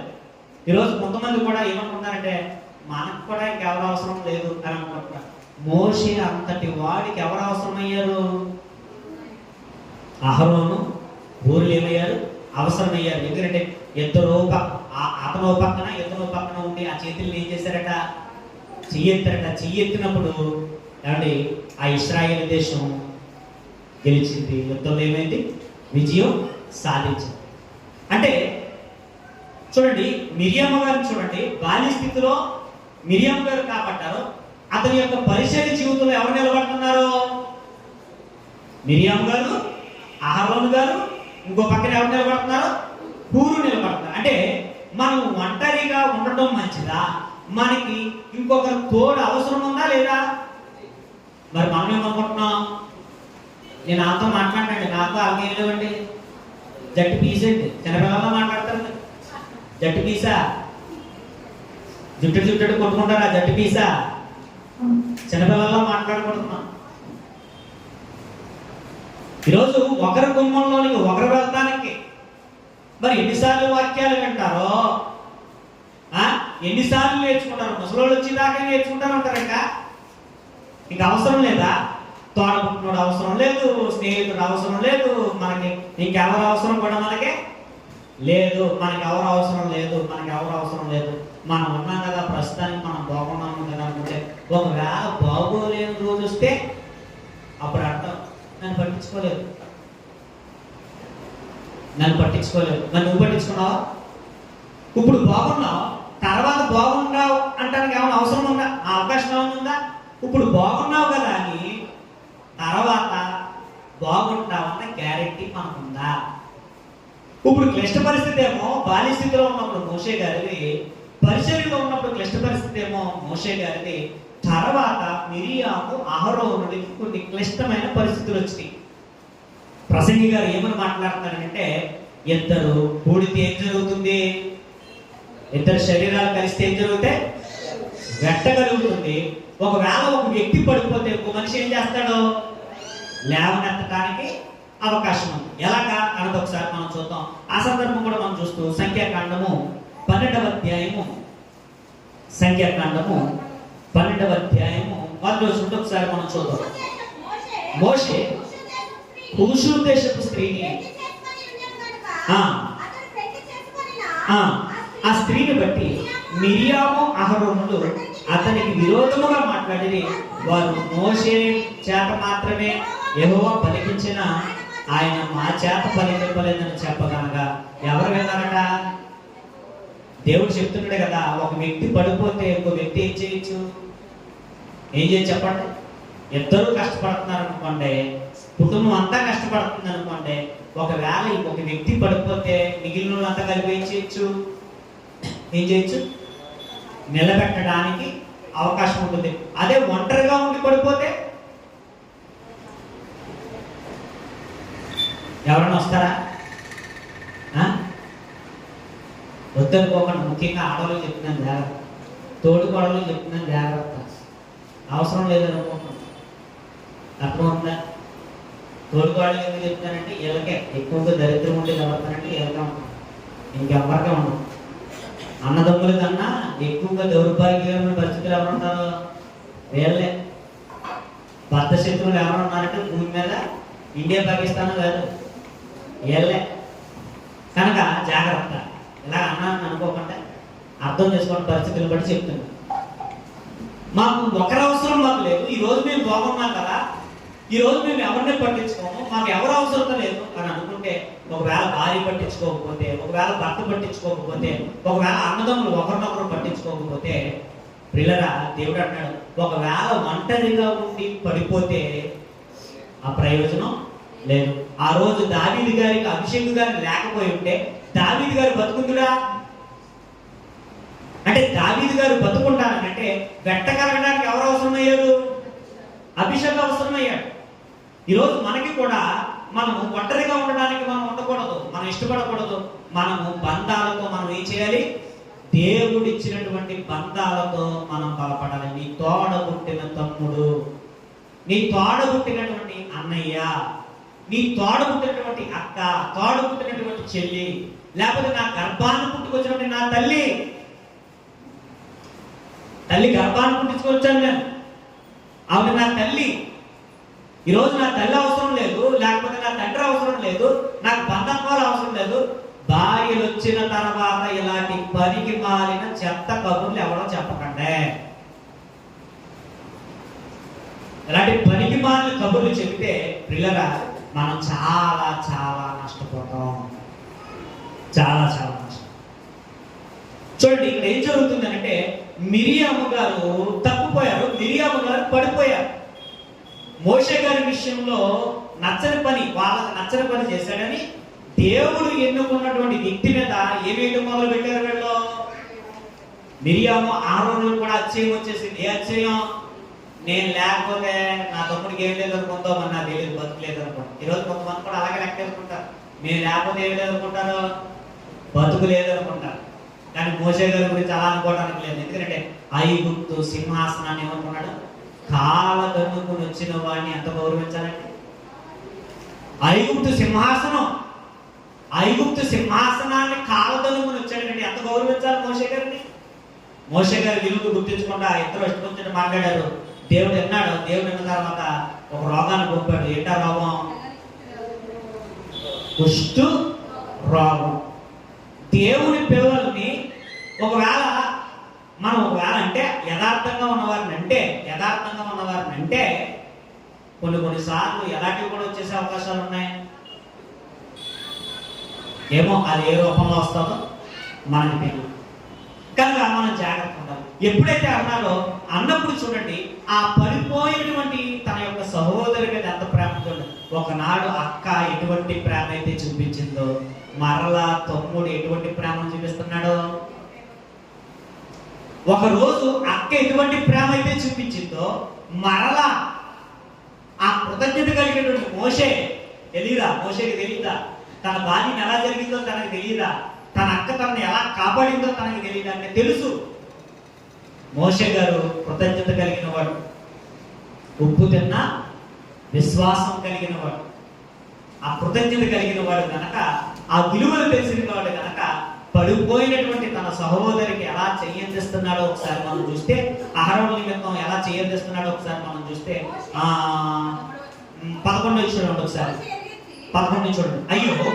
అహరోను అయ్యో నా ప్రభువా, మేము అవివేకులము పాపులమైన మేము చేసిన ఈ పాపం మా మీద మాపవద్దు. పుట్టిన సగ మాంసము క్షీణించిన శిశువు శవం వలె ఆమె ఉండనీయకమని. చూడండి, ఆవిడ శరీరం ఎలాగైపోయిందట? సగము సగము సగము క్షీణించిన, అంటే తన శరీరం ఎలాగైపోయిందంటే, కూర్చోరా, శరీరం ఎలా క్షీణించిపోయిందట? సగం క్షీణించిపోయిందట. ఎవరిదే? అహరోను బాధపడుతున్నాడు, మోషేతో చెప్తున్నాడు. మోషేతో చెప్పినప్పుడు అహరోను బాధపడినప్పుడు, మిరియాం కుష్ఠరోగం వచ్చినప్పుడు, అంటే ఇందులో నాకు తెలిసి ప్రధానమైన కీలక పాత్ర ఎవరిదే? ఎవరిదే? అక్కదే. చూడండి, ఒక కుటుంబంలో పరిస్థితులు ఎలా జరుగుతున్నాయో చూడండి. ఈరోజు మనకి కుటుంబాలు ఉన్నాయి, మనకి అమ్మలు ఉన్నారు, తమ్ముళ్ళు ఉన్నారు, అక్కలు ఉన్నారు, చెల్లెళ్ళు ఉన్నారు, తమ్ముళ్ళు ఉన్నారు. మరి ఎంతమంది ఉన్నారు? మీకు అందరూ ఒకసారి ఆలోచించుకుంటారు. కుటుంబాల్లో ఏదో గొడవలు జరుగుతూ ఉంటాయి, ఏదో ఒక అపార్థం జరుగుతూ ఉంటుంది. భక్తుల కుటుంబంలోనే ఏమొచ్చేసింది? అపార్థాలు వచ్చేసింది. ఈరోజు మన కుటుంబాలు ఎంత దేవుని కొరకు శ్రమపడిన వారు, దేవుడి కొరకు కష్టపడిన వారు, ఉన్నతంగా ఆలోచించిన వారి కుటుంబాల్లోనే ఏమొచ్చేసి గొడవలు వచ్చినాయి. గొడవలు వచ్చినప్పుడు మోషే గారు ఏమన్నప్పుడు, భలే జరిగింది, నన్ను అన్నావు కదా, జరగాలే నీకు అలాగా అని అంట మోషే గారు. మోషే గారు చూడండి, తన అక్క మీద ప్రేమ చూడండి. ఈరోజండి కొంతమంది మాట్లాడుతూ ఉంటారు తమ కుటుంబాల విషయాల్లో ప్రేమ లేని వారిగా మాట్లాడతారు. మరి ఏం నేర్చుకున్నారు? ఏం నేర్చుకున్నాం? భక్తున్నట్టున్నాం, బైబిల్ పట్టుకుంటున్నాం, వాక్యాలు అంటున్నాం. ఎప్పుడు చూసిన ఎంతమైనా బతుకు పాటించడమే ఉండదా? ఎప్పుడు చూసినా వినడమేనా? పాటించడమే ఉండదా? ఎంతకాలం మనం శత్రుత్వం పెట్టుకుంటాం? మోషే గారు తప్పు లేకపోతే నిందించింది ఎవరో? నా తప్పేం లేదండి, నా తప్పేం లేదు, మా అక్కదే తప్పు, తగిన శాస్తి అనుభవిస్తుందన్నాడా మోషే గారు? మనమేమంటాం? అనుభవించాలంటే అనుభవించాలంటే అంటే మనకి ఏ విలువ తెలియట్లేదు.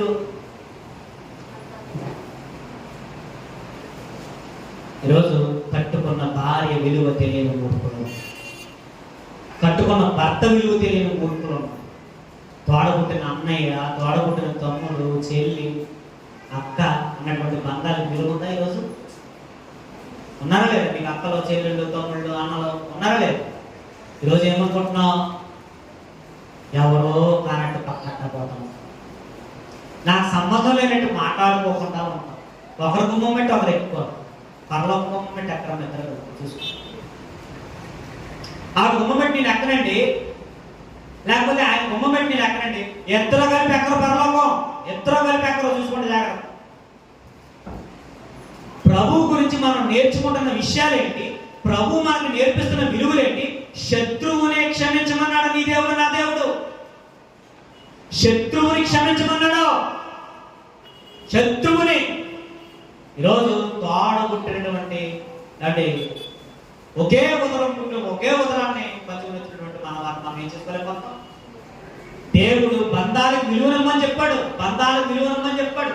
నరుడు ఒంటరిగా ఉండడం మంచిది కాదన్నాడు దేవుడు. ఈరోజు నేను బాగున్నాను, నాకు ఎవరు అవసరం లేదు, నా తోడబుట్టింది నాకు అవసరం లేదు, నా తోడబుట్టినోడు నాకు అవసరం లేదు, నేను బాగున్నాను కదా. ఎప్పుడప్పుడు మా పిల్లలతో నేను చెప్తా ఉంటాను, ఒకటే మాట అంటాను, భవిష్యత్తులో ఎవరు బాగున్నామో అని పట్టించుకో. భవిష్యత్తులో అక్క బాగుందా, తమ్మును పట్టించుకోవాలి. భవిష్యత్తులో తమ్ముడు బాగున్నాడా, అక్కను పట్టించుకోవాలి. ఇద్దరు బాగున్నారా, తల్లిదండ్రులను పట్టించుకోవాలి. ఈరోజు మనకి ఏ విలువ తెలియట్లేదంటే బంధాల విలువ మనకి తెలియట్లేదు. మరి ఎందుకమ్మా రావడం చర్చికి? ఎందుకమ్మా మరి పాటలు పాడటం?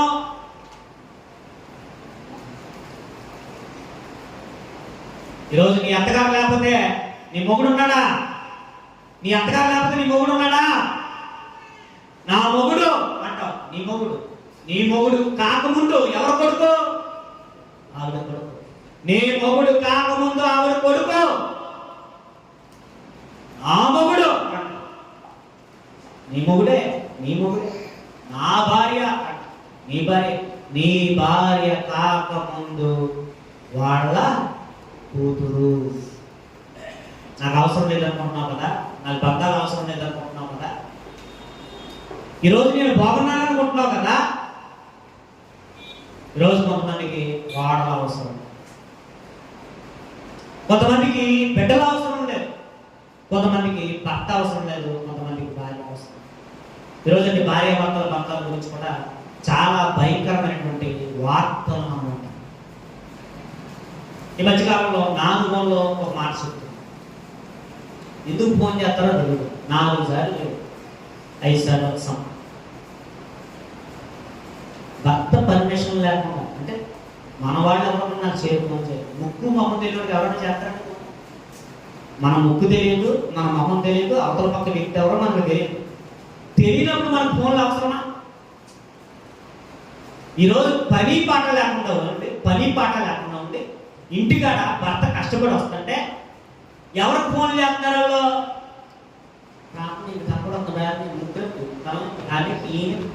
ఎన్నిసార్లు చేస్తారండి? ముక్కు మొక్క మన నేషనల్ స్పీకర్లో మన ఏమన్నా ఇప్పుడు నేషనల్ స్పీకర్ అనుకోండి, అందరికీ తెలుస్తుంది, అందరికీ మనకైతే అవగాహన ఉంటుందని అనుకుంటాం. మామూలుగా చెప్పారండి. ఇప్పుడు మన నేషనల్ స్పీకర్లో కొంతమందికి పని పట్టలేదు. భర్త పర్మిషన్ ఉండాలి. దేనికైనా సరే గుర్తుపెట్టు. నువ్వు అడుగు తీసి అడిగి వేయాలన్నా నీ భర్త పర్మిషన్ ఉండాలి. నువ్వు ప్రార్థన చేయాలన్నా నీ భర్త పర్మిషన్ ఉండాలి.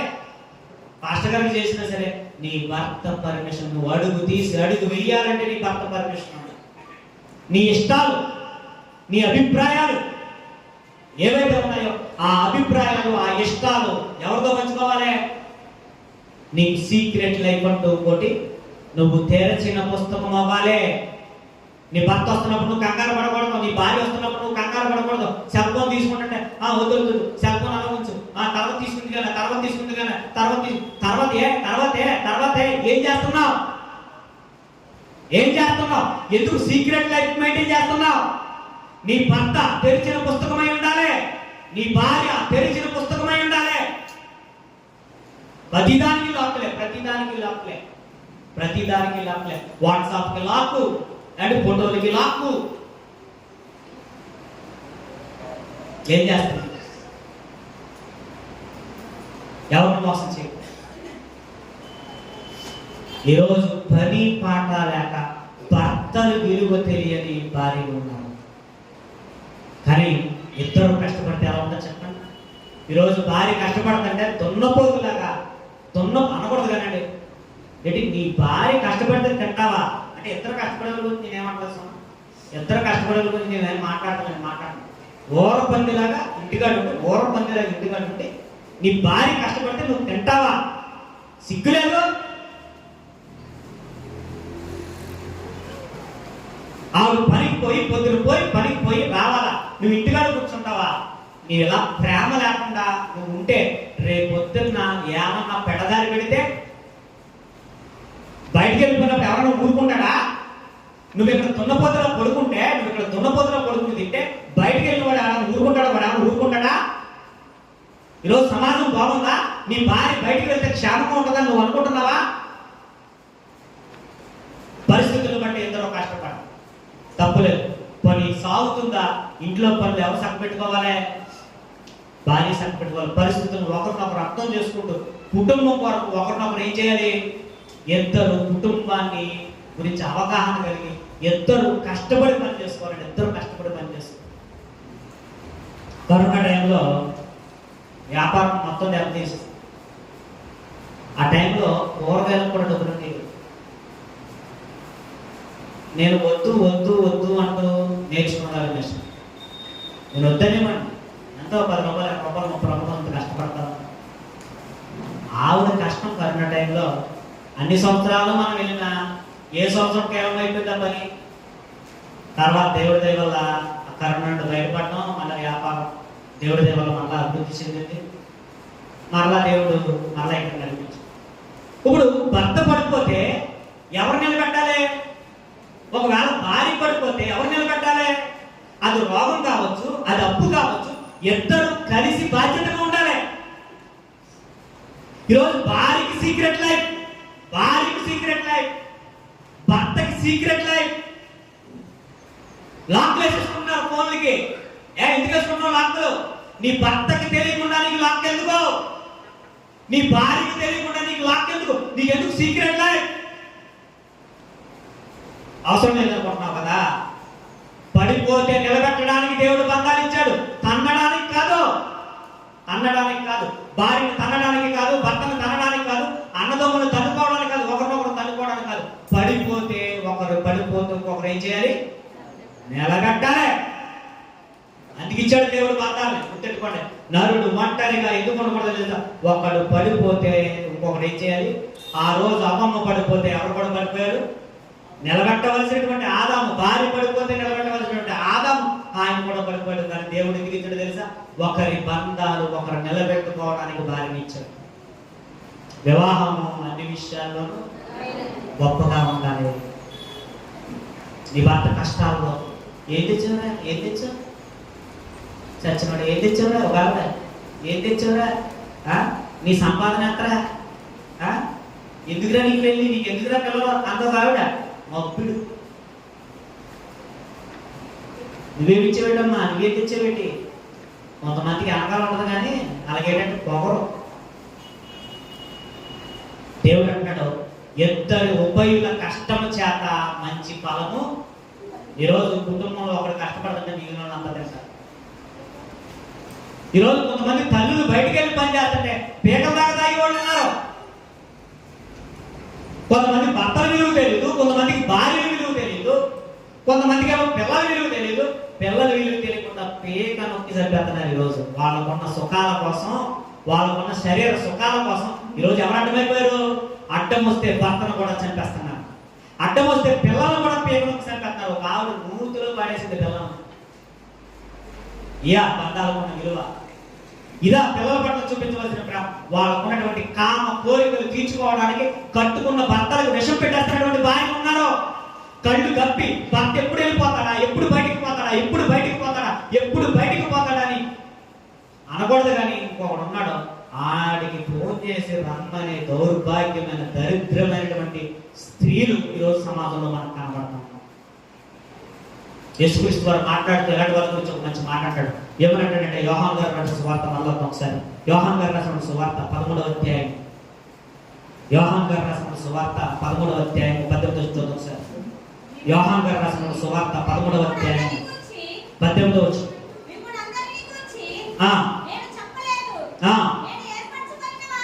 నేను ఏర్పరచుకున్న వారిని ఎరుగుదును గాని నాతో కూడా భోజనము చేయువాడు నాకు విరోధముగా తన మడమను ఎత్తెను. నాకు విరోధముగా నాతో ఉన్నవాడే, నాతో తింటున్నవాడే, నాతో ఉంటున్నవాడే. ఈరోజు నీతో పాటు సంసార జీవితాన్ని పంచుకున్నదే, నీతో పాటు సంసార జీవితం పంచుకున్నవాడే నిన్ను తన్నడానికి లెగిస్తే ఆ బాధ ఎలా ఉంటది? శరీరాన్ని పంచుకున్నవాడే, నీతో శరీరాన్ని పంచుకున్నవాడే, నీతో శరీరాన్ని పంచుకున్నదే, నీతో ఆనందాన్ని పంచుకున్నదే. మడమని పడిపోయిన తర్వాత నిలబెట్టడానికి బంధాలు ఇచ్చాడా? తన్నడానికి బంధాలు ఇచ్చాడా? కట్టుకున్న భర్తను తండేద్దాం అనుకుంటున్నావా? మ్యారేజ్ కోసం మన మధ్య వీడియో వైరల్ అయిపోయింది కదా, సెల్ఫీ తీసుకున్నాం అన్నాడు. సెల్ఫీ తీసుకున్నాం అని గోదావరి దగ్గరికి ఇచ్చి ఒకసారి స్మైల్ అన్నాడు. స్మైల్ ఇచ్చినట్టు దమ్మం వదిలేసింది. ఆడికి ఏత వచ్చింది కాబట్టి దాన్ని తెలియదు. వాడికి ఈరోజు మడమనెత్తేవాళ్ళు, తన్నేవాళ్ళు ఎక్కువైపోతున్నారు. తల్లిదండ్రులు గుండెల మీద తన్నేవాళ్ళు ఎక్కువ. తన్నడానికి ఇచ్చాడా? బంధాలు నిలబెట్టడానికి ఇచ్చాడా? నాకు నిజంగానంటే వాక్యం చాలా విషయాలు నేర్పిస్తుంది. మనకు ఒకవేళ యవ్వన కాలంలో మనకు తెలియకపోతే జాగ్రత్త పడదు. తండ్రికి ఈ మూత్సరోగం ఏదో వచ్చేసింది. అమ్మాయి అన్నమాట, ఆడపిల్లలు. అందులో పెద్ద అమ్మాయి ఏం చేస్తుందంటే, వాళ్ళు పార్క్ ఎవరు కూతురు ఏ బాధ్యత తీసుకుందో తెలుసా? తను కటింగ్ చేస్తాను అంటే సెలూన్ షాప్లో మొగలు ఉంటారా ఆడవాళ్ళు ఉంటారా? ఆడపిల్ల సెలూన్ షాప్లో చేస్తా అంటున్నాను. నీకేం కదా తండ్రికి అప్పుడు దాకా తండ్రి ఆరోగ్యంతో ఉండి తండ్రి మూల పడిపోతే ఆ కుటుంబాన్ని నిలబెట్టడానికి ఒక ఆసన వేశారు. అంటే బార్బర్ షాప్లో ఏం చేయాలండి? కటింగ్ చేయాలి. ఇలా ఎత్తుతాడు టీం అంటాడు, ఇలా ఎత్తుతాడు. మా అందరికి తెలిసిన టీం అంటాడు. ఏం చేయాలన్నా కుటుంబాన్ని నిలబెట్టిందా తన్నిందా? ఈరోజు తన్నే వాళ్ళగా ఉన్నామా నిలబెట్టే వాళ్ళగా ఉన్నామా? ఆకలి వచ్చి తండ్రి అందరు తండ్రి తను హార్ట్ అటాక్ వచ్చిపోతాడు. నేను జరిగిపోయిన వాళ్ళ గురించి మాట్లాడతలేదు. ఇక మీదట ఇలాంటివి సమయంలో జరగకూడదు.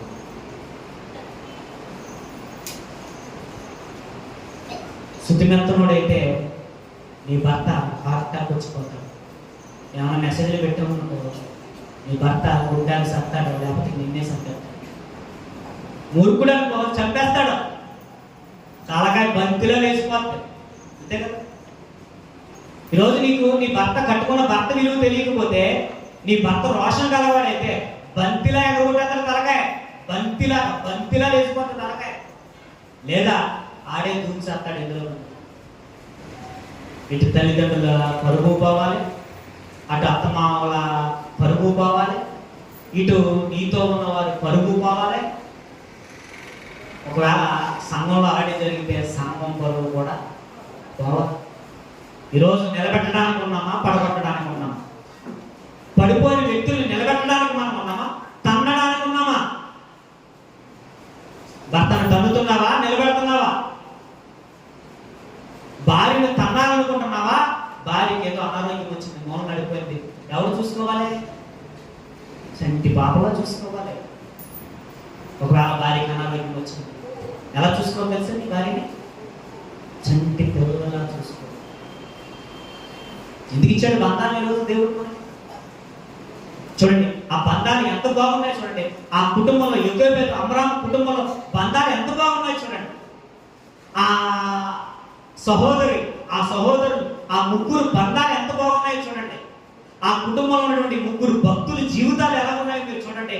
ఒకనాడు పుట్టినప్పుడు మిరియాము చేదోడు వాదుడుగా నిలిచింది. తర్వాత ప్రార్థనా జీవితానికి కానీ తన పరిచర్య జీవితానికి కానీ అహరోను అవసరమయ్యాడు. తర్వాత అహరోను మిరియాము పాడైపోయినప్పుడు, వాళ్ళు పడిపోయినప్పుడు మళ్ళీ ఎవరు తిరిగి నిలబెడుతున్నారో? ఇప్పుడు వచ్చేయండి నిర్గమకాండానికి వచ్చేయండి. ఒకసారి నిర్గమకాండంలో ఏం జరుగుతుంది అన్నది ఒకసారి మనం చూద్దాం. నిర్గమకాండము 17వ అధ్యాయము వచ్చేయండి ఒకసారి. నిర్గమకాండము 17వ అధ్యాయం, నిర్గమకాండము 17వ అధ్యాయం వచ్చేయండి. 17వ అధ్యాయం చదువుకుంటాం మనం.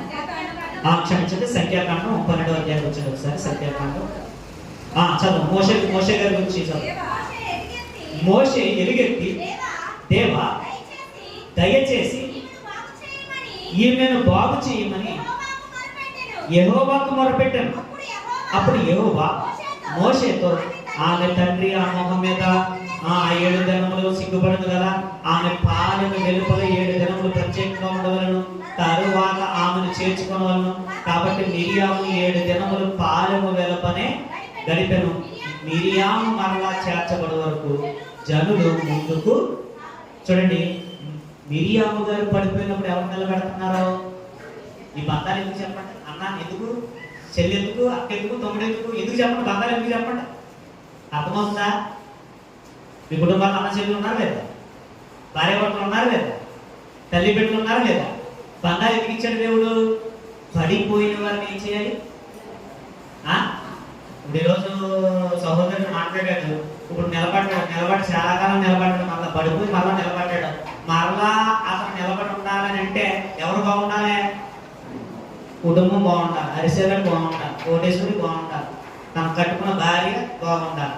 బాగోకపోతే ఈరోజు నేను నిలబడ్డానికి కారణం ఎవరు? నా కుటుంబమే, మాకే, నా పిల్లలే. ఈరోజు నేను నిలబడ్డానికి ఎవరి వల్ల? ఎక్కదెక్కేసలు అయితే చెప్పేవారంటారు అంతే.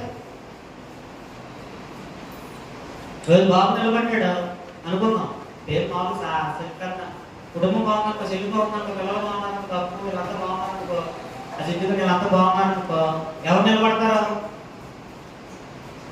మామూలు అడుగుతున్నా చెప్పండి. ఇప్పుడు తర్వాత శంకర్ వస్తున్నాడు, శంకర్ నిలబడాలంటే ఎవరు బాగుండాలి? బాగుంటారు కదా. భార్య బిడ్డలు ఏం చేయాలి? బాగుంటారు. ఒక వ్యక్తి నిలబడాలి అని అంటే ఆ నిలబడడానికి వెనకాల ఎవరు కూడా బాగుండాలి? రోజు అలా రంగు తీసుకుని మాట్లాడుతుంటే ఎవరు బట్టి కనబడేది నేనైనా వెనకాల నిలబడిందో ప్రవర్తనలో కుటుంబాలు తన్నేలా ఉండకూడదు, గుండెల మీద తన్నీలా ఉండకూడదు. తండ్రిని తన్నకూడదు, భర్తను తన్నకూడదు, భార్యను తన్నకూడదు. తన్నడం అంటే వాళ్ళు కాలెత్తి తనడం కాదు, కాలెత్తి తనడం కాదు. డబ్బు కోసం ఎవరు నమ్మేసుకున్నాడు? డబ్బు కోసం ఎవరు నమ్మేసుకున్నాడు?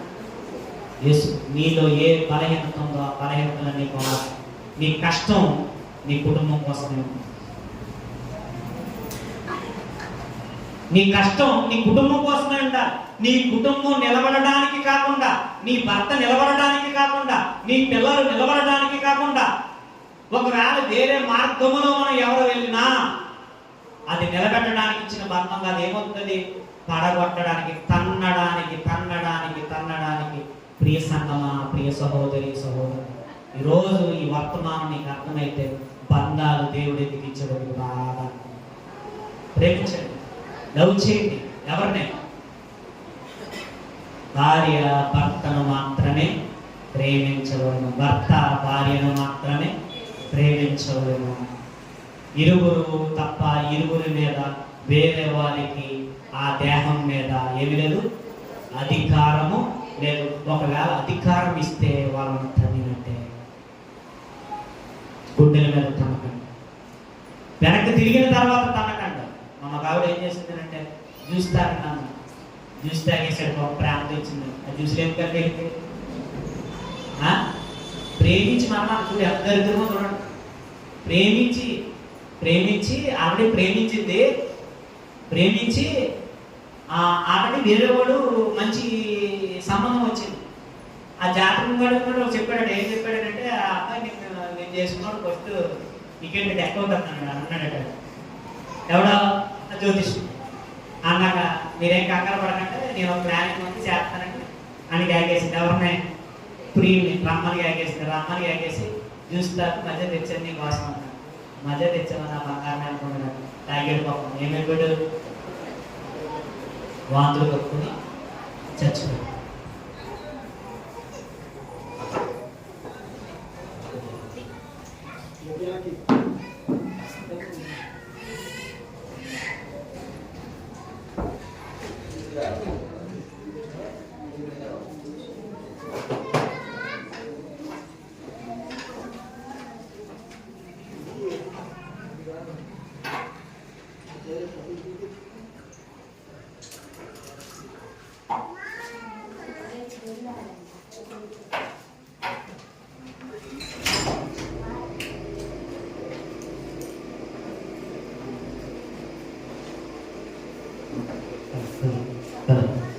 నిర్గమకాండం 32వ అధ్యాయం మొదటి రోజు చూద్దాం సార్. నిర్గమకాండం 32వ అధ్యాయం మొదటి రోజు. మోసే కొండ దిగకుండా తడువు చేయట ప్రజలు చూసినప్పుడు ఆ ప్రజలు అహరోనుతో కూడి వచ్చి, లెమ్ము మా ముందర నడుచుటకు ఒక దేవదూతను ఒక దేవతను ఇచ్చినన్నారు చేయము. ఐగుప్తుల నుండి మమ్మల్ని రప్పించిన మోషే అనేవాడు ఏమాయనో మాకు తెలియదని అతనితో చెప్పారు. అప్పుడు అహరోను ఏం చేశాడంటే ఒక బంగారం తీసుకొచ్చి ఏం చేశాడు? ఒక దూడను తయారు చేశాడు. తయారు చేసిన తర్వాత వాటిని మొక్కారు. దేవుడు కోపం వచ్చింది కానీ అహరోను పడిపోయాడు. ప్రజల యొక్క భయానికి లోనైపోయి అహరోను పడిపోయాడు. పడిపోయిన తర్వాత ఎవరు ప్రార్థన చేశారు అంటే చూడండి, బంధాలు ఒకరికొకరికి ఎలా ఉపయోగపడుతున్నాయి? ఒకప్పుడు తమ్ముడు పరిస్థితి బాగాలేదు, అక్క కాపాడింది. ఒకప్పుడు తమ్ముడు మాట్లాడలేకపోయాడు, అన్నయ్య చేతోడు వాళ్ళు మాట్లాడాడు. అక్క అన్నయ్య ఇద్దరు పడిపోయారు. పడిపోయినప్పుడు ఎవరు ప్రార్థన చేస్తున్నారు అంటే ఈ ఒకరినొకరు ఏం చేసుకుంటున్నారు? తన్నుకున్నారా, నిలబెట్టుకున్నారా? ఈరోజు తన్నుతున్నారా, నిలబెడుతున్నారా?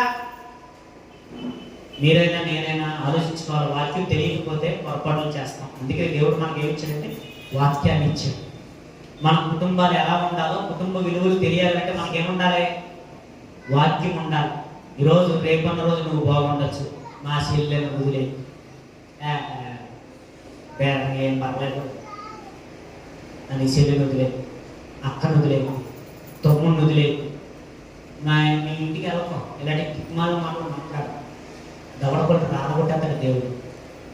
నువ్వెవడో వెళ్ళొద్దంటే ఎవడో నువ్వు వెళ్ళొద్దంటే ఎవడో నువ్వు వెళ్ళొద్దంటే పుట్టిన మీద మమకారం చంపుకోమంటావా? పుట్టిన మీద మమకారం చంపుకోమంటావా? బంధాలు ఎందుకలా పాడు చేసుకుంటున్నారు? పడిపోయిన వారిని నిలబెట్టడానికి దేవుడు బంధాలను ఇచ్చాడు తప్ప తన్నుకోవడానికి కాదు. ఒకరినొకరు తన్నుకోవడానికి కాదు, ఒకరినొకరు గెంటుకోవడానికి కాదు ఈ బంధాలను ఇచ్చిన దేవుడు. నరుడు ఒంటరిగా ఉండడం మంచిది కాదు. ఇద్దరు కలిస్తే ఏమొస్తుంది? వెట్ట కలుగుతుంది. ఇద్దరు బాడీని టచ్ అయినప్పుడు వెట్ట ఎలాగైతే కలుగుతుందో, చచ్చిపోయేటువంటి మనిషిని కాపాడటానికి ఆనాడు ఉపయోగించినటువంటి ఒక పద్ధతి, ఒక మనిషిని బ్రతికించడానికి వాడినటువంటి పద్ధతి, ఆ శరీరానికి వేడి పుట్టించేవారు. ఆ రోజుల్లో శాస్త్ర పరిజ్ఞానం ఇంకా డెవలప్మెంట్ కాలేదు కనుక వాళ్ళు ఉన్నటువంటి పరిజ్ఞానంలో మనుషులు బ్రతికించేవారు. ఈ రోజు మన కుటుంబాన్ని మనం బ్రతికించుకోవడానికి దేవుడి బంధాన్ని ఇచ్చాడు. చెప్పండి, భార్య విలువ ఎంత కాదా? ఎంత విలువైంది? ఎంత విలువైంది నీ భార్య? ఎంత విలువైంది? పని మనిషి నువ్వు వాడు నాకు అర్థం. నీ భర్త ఎంత విలువైన వాడు? నీ శిరస్సు, నీ అన్న, నీ చెల్లి, నీ అక్క, నీ తమ్ముడు, అమ్మ, నాన్న ఎవరైతే ఉన్నాయి, ఈ బంధాలు చాలా చాలా విలువైనవి. దయచేసి మనం గుండెల మీద తన్నకూడదు. ఒకవేళ హార్ట్ అటాక్ ఉంటే పోతాడు, లేకపోతే ఆత్మహత్య చేసి చచ్చిపోతాడు, లేకపోతే చంపేస్తాడు. మూడే జరుగుతాయి, గుర్తెట్టుకోండి. ఒకవేళ ఈ బంధాల విలువ తెలియకపోతే జరిగేది ఏంటో తెలుసా? ఒకటి, మన చేతులారా మనం చంపుతాం, లేదా అవతల పక్క వాడు సున్నితమైన మనసు అయితే వాడి గుండె అడ్డకు వచ్చిపోతాడు, లేదా చంపేస్తాడు. ఒకటి చంపడం, లేదా చావడం, లేదా చంపేయడం. కామన్ కూడా జరుగుతుంది. ఏంటి? సావు కామన్ అవుతుంది. దేనివల్ల ఇస్కరియోతు కూడా ఏం చేశాడు? తాను ఏం చేసుకున్నాడు? ఉరి పెట్టుకుని ఏం చేశాడు? మడుగు నెత్తేవాడు ఎవడైతే ఉన్నాడో వాళ్ళంతటా వాళ్ళే చచ్చిపోతారు. మన భార్యకు ద్రోహం చేస్తే మనంతటా మనమే చచ్చిపోతాం. ఒకవేళ భర్తకు ద్రోహం చేస్తే మనంతటా మనమే చచ్చిపోతాం.